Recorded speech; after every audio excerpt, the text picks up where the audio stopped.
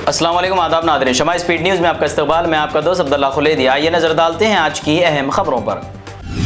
मिस्र के अराबिला plaza shopping mall में जोरदार धमाके से 3 अफराद हलाक और 17 जख्मी हुए।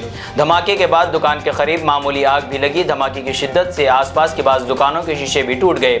इब्तदाई तहकीकात के मुताबिक धमाका गैस सिलेंडर फटने से हुआ। मिस्र के अटॉर्नी जनरल ने दुकान के मालिक को हिरासत में लेने की हिदायत दी।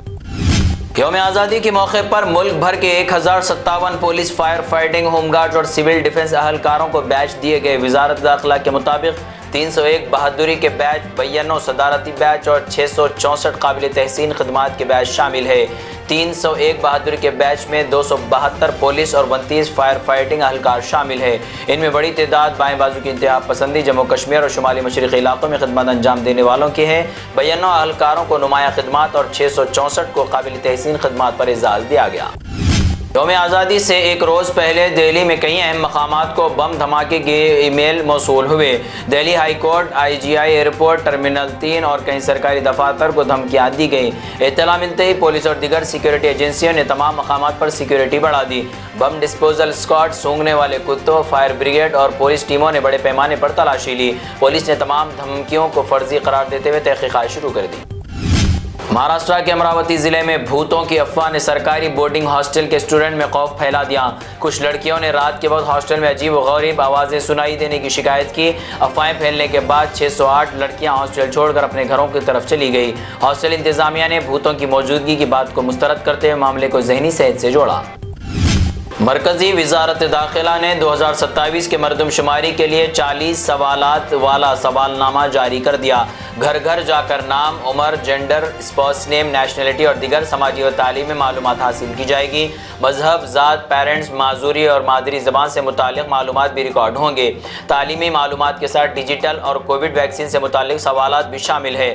Bank accounts, Aadhaar, voter card, passport, driving licence और मोबाइल नंबर से मुतालिक मालूमात भी ली जाएगी।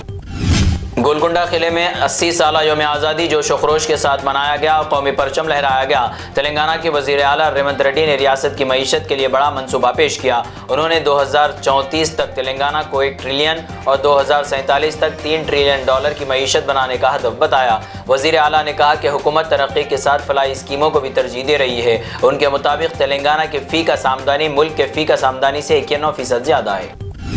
तेलंगाना हुकूमत ने 15 अगस्त से रियासत भर में नए स्मार्ट राशन कार्ड की तकसीम शुरू की। रिवायती कागजी कार्ड की जगह अब डेबिट कार्ड की तर्ज पर जदीद स्मार्ट फूड सिक्योरिटी कार्ड दिए जाएंगे। हुकूमत के मुताबिक नए कार्ड में जालसाजी रोकने के लिए 9 मुख्तलिफ हिफाजती खुसूसियात शामिल है।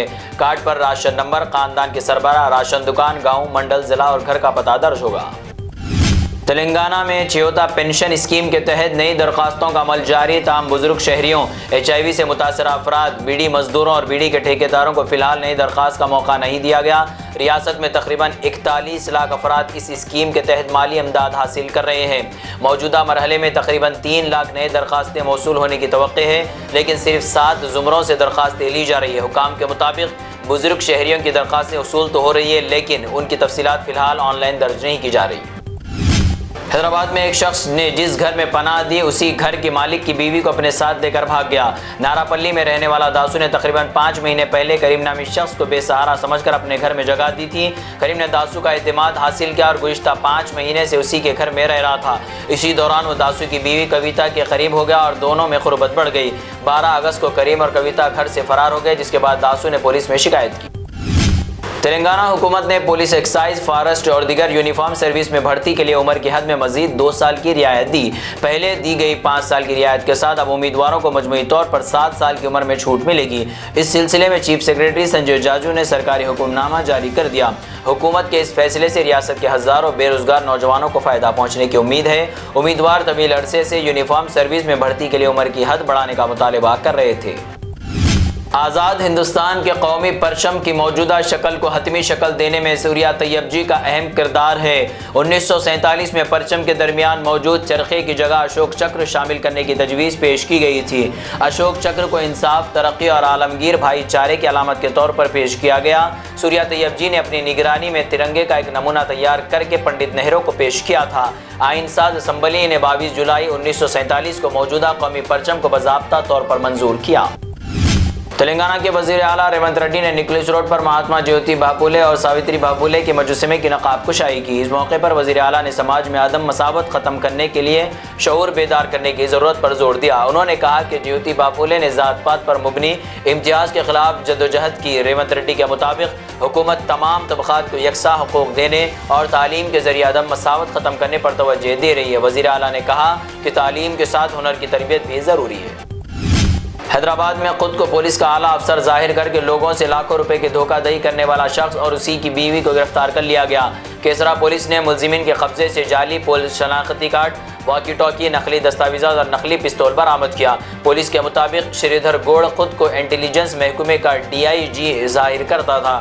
لوگوں کو یقین دلانے کے لیے وہ جعلی تقرری خطوط، ٹریننگ سرٹیفکیٹ اور پولیس یونیفارم میں اپنی تصاویر دکھاتا۔ اس کی بیوی نندنی بھی شوہر کے اعلیٰ پولیس افسر ہونے کا دعویٰ کر کے لوگوں کا اعتماد حاصل کرتی تھی۔ نیوز کے ذریعے آپ کو ملے گا پکنک اسپاٹ کا پتہ۔ نلگنڈی کے چندمپیٹ منڈل میں واقع وائزاگ کالونی پہاڑوں اور ناگرجنا ساگر کے بیک واٹر سے گھرا خوبصورت علاقہ۔ تقریباً 60 سال پہلے وشاکھاپٹنم سے آئے 25 خاندان یہاں آباد ہوئے، جس کی وجہ سے ان کا نام وائزاگ کالونی مشہور ہوا۔ اس وقت یہاں تقریباً 700 لوگ رہتے ہیں اور زیادہ تر لوگ زراعت، مچھلی پکڑنا اور ٹوریزم سے وابستہ ہے۔ اس مقام کی خاص بات یہ ہے کہ تالاب کے بیچ میں ایک چھوٹا سا جزیرہ ہے۔ کالونی سے تقریباً 20 منٹ کی کشتی کے سفر کے بعد جزیرے تک پہنچا جا سکتا ہے۔ حیدرآباد سے تقریباً 130 کلومیٹر دور یہ مقام ویکینڈ پر قدرتی ماحول میں وقت گزارنے کے لیے دلچسپ سلیکشن ہے۔